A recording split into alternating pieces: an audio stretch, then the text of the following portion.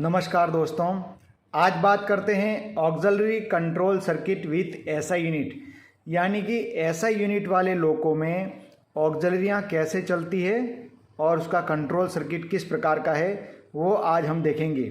दोस्तों, मैंने बहुत सारे वीडियो अपलोड कर दिए हैं, तो आप सब लोग एक एक वीडियो करके देखते रहें, क्योंकि कई लोग मुझे कहते हैं कि वो वीडियो नहीं देखा, वो वीडियो डालिए। तो सभी वीडियो आप स्क्रॉल करके देखिए और प्लेलिस्ट से भी आप वीडियो सेलेक्ट करके देख सकते हैं। तो आइए देखते हैं auxiliary control circuit with SI unit. इस ऑक्सिलरी कंट्रोल सर्किट को सीसीएस से सप्लाई मिली है, 6 एम्पियर का फ्यूज है। क्यूकॉन का एनो इंटरलॉक लगा इस कंट्रोल सर्किट के लिए, यानी कि क्यूकॉन जब एसआई यूनिट पूरी तरह स्टार्ट हो जाता है तो क्यूकॉन रिले एसआई यूनिट का काम चेक करने वाली रिले है, वो इनर्जाइज हो जाती है और उसका एनो इंटरलॉक यहाँ लग जाता है। उससे ऊपर ही एक सप्लाई ये जा रही, यहाँ पे डीजे का एनो इंटरलॉक, तो डीजे तो भी क्लोज कर चुके हैं, तभी तो आगे हम काम कर रहे हैं।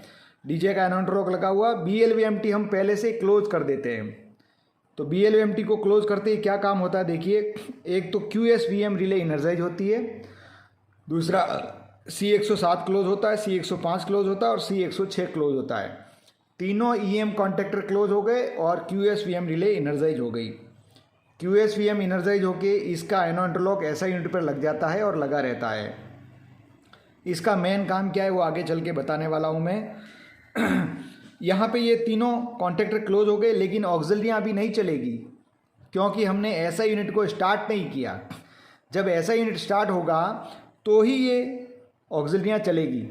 सिर्फ बीएलवीएमटी को क्लोज करने से तीनों कॉन्टेक्टर क्लोज हो जाते हैं, यानी कि एसआई यूनिट के साथ में इन ऑक्सिलरियों को चलाने के लिए ऐसा प्रावधान किया हुआ है कि पहले से बीएलवीएमटी को क्लोज कर दो और इन ब्लोवरों को एसआई यूनिट के साथ ही चलाओ। ऐसा इन कॉन्टेक्टरों की आयु बढ़ाने के लिए किया हुआ है।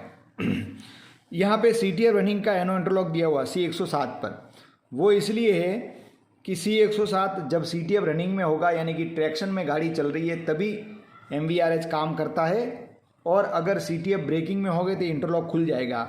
और उस समय क्या होगा, C108 क्लोज होता है, इसलिए वो जो MVRF होता है, रजिस्टेंसों को ठंडा करने वाला ब्लोअर, वो चालू होता है, इसलिए यहाँ पे ऐसा इंटरलॉक सीटीएफ रनिंग का दिया हुआ है।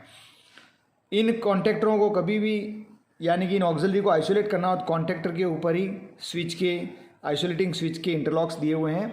जब इनको स्विच को आप ऑपरेट करोगे तो ये कॉन्टेक्टर ओपन हो जाएंगे और वो ऑक्सिलरी नहीं चलेगी। इस प्रकार हमने देखा बीएलवीएमटी क्लोज करने पर क्या क्या काम होता है। एक काम होता है कि इसका एक एनसी इंटरलॉक है वो एसआई यूनिट पर खुलता है, दूसरा क्यूएसवीएम इनर्जाइज होती है, और तीसरा C107, C105, C106 contactor close हो जाते हैं।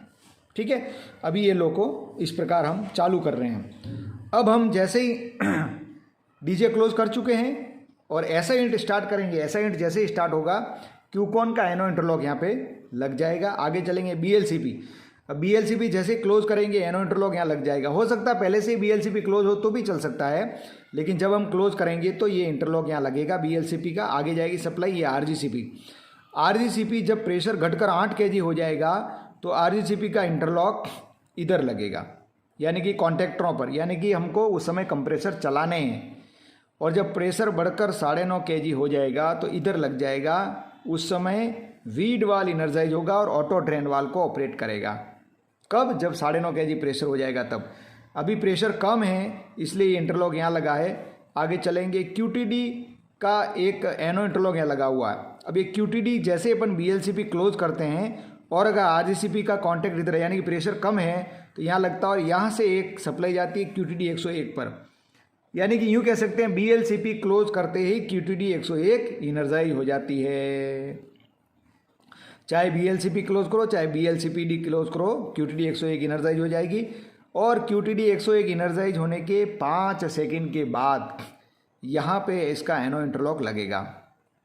या यूँ कह सकते हैं कि ऐसा यूनिट चलने के या बीएलसीपी क्लोज करने के 5 सेकंड बाद कंप्रेसर चालू होते हैं। ऐसी व्यवस्था इसलिए की है कि ये जो तीनों ब्लोवर हैं ये एसआई यूनिट के साथ स्टार्ट होते हैं, इसलिए थोड़ा 5 सेकंड का गैप देने के लिए ऐसी व्यवस्था की गई है कि भाई कंप्रेसर 5 सेकंड के बाद चालू हो। तो जैसे क्यूटीडी 101 का एनो इंटरलॉक यहाँ लगा, सबसे पहले C101 और 102 अगर वो आइसोलेटिंग पोजीशन पे HCP नहीं है तो ये दोनों कंप्रेसर एक साथ चालू हो जाएंगे। साथ में क्या होगा, जैसे क्यूकॉन इनर्जाइज होती है साथ में 101, 102, 103 के एनसी इंटरलॉक उस समय लगे रहते हैं, क्योंकि कोई भी कंप्रेसर के कॉन्टेक्टर चालू नहीं हुए, BLCP क्लोज नहीं किया है, तो Q119 भी इनर्जाइज हो जाती है। जैसे क्यूकॉन इनर्जाइज होती है Q119 भी इनर्जाइज हो जाती है, और Q119 इनर्जाइज होकर एनो इंटरलॉक VEUL पर लगता है और VEUL 1, 2, 3 इनर्जाइज हो जाते हैं, हवा का रास्ता खोल देते हैं। किसकी हवा? कंप्रेसर और जो हेड है उसका, कंप्रेसर का हेड और नॉन हिटन वाल उसके बीच की हवा का रास्ता खोल देते हैं, ताकि कंप्रेसर जब स्टार्ट होंगे तो बिना बैक प्रेशर के स्टार्ट होंगे। VEUL वाल का ये काम है। अब क्या हुआ, जैसे C101 और 102 क्लोज हुए तो यहाँ से ये NC इंटरलॉक खुल गए, Q119 डी इनर्जाइज हो गई। जैसे डी इनर्जाइज होगी यहाँ पे ये एनो इंटरलॉक इसका खुलेगा, लेकिन 5 सेकंड के बाद खुलेगा। Q119 का एनो इंटरलॉक Q119 डी इनर्जाइज होने के 5 सेकंड के बाद ये यहाँ से खुलेगा, और 5 सेकंड के बाद ही VEUL वाल डी इनर्जाइज होगा और हवा का रास्ता बंद करेगा। या यूँ कह सकते हैं कंप्रेसर चालू होने के 5 सेकंड तक प्रेशर बाहर फेंकते रहते हैं, ताकि वो अच्छी स्पीड पकड़ लेवे और बिना बैक प्रेशर के ठीक तरह से स्टार्ट हो जावे। तो इस तरह ये हमने समझा कि VEUL वाल होता है। अब क्या हुआ, जैसे ये Q119 डी इनर्जाइज हुई, जैसे ही कंप्रेसर चले Q119 इनर्जाइज हुई, डी इनर्जाइज हुई, एक तो उसने VEUL वाल को डी इनर्जाइज किया और उसका 5 सेकंड का टेम्पोराइज इंटरलॉक डी इनर्जाइज होने के 5 सेकंड के बाद यहाँ लगेगा, C103 क्लोज होगा और कंप्रेसर नंबर 3 स्टार्ट होगा।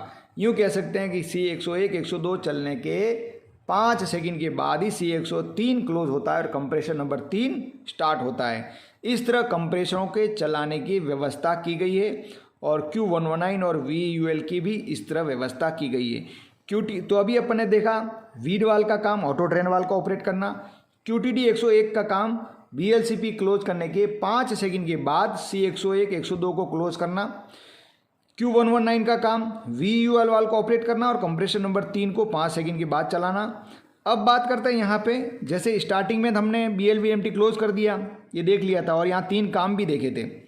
अब बात करते हैं, जैसे गाड़ी चल रही है और कहीं गाड़ी खड़ी हुई और हमने ब्लोअर को BLVMT को ओपन करके ब्लोअरों को बंद कर दिया है। कौन से ब्लोअर? MVRH, MVMT1, MVMT2 को बंद कर दिया। और जब गाड़ी दोबारा स्टार्ट करनी है तब हम जैसे ही BLVMT को क्लोज करेंगे, BLVMT लीजिए क्लोज है, BLVMT को क्लोज किया, QSVM इनर्जाइज होगी। यहाँ पे QSVM का एक खास रोल आएगा कि जैसे ही QSVM इनर्जाइज होगी, BLVMT क्लोज होगा, तो BLVMT का एक NC इंटरलॉक ऐसा यूनिट पर दिया हुआ, ऐसा यूनिट तुरंत बंद हो जाएगा।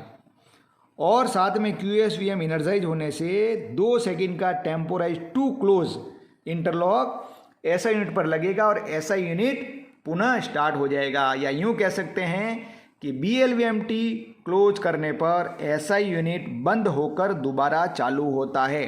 तो ये खेल जो है QSVM करती है और BLVMT भी करता है। इस तरह ये वापस चालू हो जाएगा। यहाँ पे देखते हैं VEF CCPT से सप्लाई है, BL अनलॉक है। PVF को जब हम दबाते हैं तो VEF वाल इनर्जाइज होता है और A9 के द्वारा ब्रेक लगाने पर लोको के ब्रेक सिलेंडर में प्रेशर को नहीं जाने देता। यहाँ पे QRS का एक एनो इंटरलॉक है। अगर किसी कारण से उस समय QRS डी इनर्जाइज हो चुकी है, जैसे कि BP प्रेशर ड्रॉप हो गया है और QRS डी इनर्जाइज हो चुकी है, तो ये एनो इंटरलॉक खुल जाएगा और उस समय हम PVF दबाएंगे तो भी ब्रेक रिलीज नहीं होगा, यानी कि लोको को भी ब्रेक लगेगा। जैसे A9 को आपने इमरजेंसी पे रख दिया तो लोको और गाड़ी में भी ब्रेक लगेगा, भले ही आपने PVF को दबा के रखा है तो भी। यहाँ पे एक रास्ता है CTF ब्रेकिंग के 1, 2, 3 के जो ब्रेकिंग के इंटरलॉक है वो लगे हुए हैं। QV64 का NC इंटरलॉक लगा हुआ है, यानी कि गाड़ी जब हम MP को P पे रखते हैं, CTF ब्रेकिंग में जाते हैं और गाड़ी को हम डायनामिक ब्रेक लगाने की तैयारी करते हैं, उस समय VEF वाल्व परमानेंटली इनर्जाइज हो जाता है। यानी कि DBR लगाते समय हमने गलती से भी A9 को जब ऑपरेट किया या करना ही पड़ता है, उस समय PVF को दबाने की ज़रूरत नहीं है। उस समय लोको के ब्रेक सिलेंडर में प्रेशर नहीं जाएगा क्योंकि VF वाल्व कंटिन्यूसली इनर्जाइज हो जाता है। तो अभी ये हमने ऑक्सिलरी कंट्रोल सर्किट विथ ऐसा यूनिट देखा है, और वो ऐसा यूनिट में एक बता देता हूँ कि कैसे BLMT को क्लोज करने पर ऐसा यूनिट वापस बंद होके स्टार्ट होता है।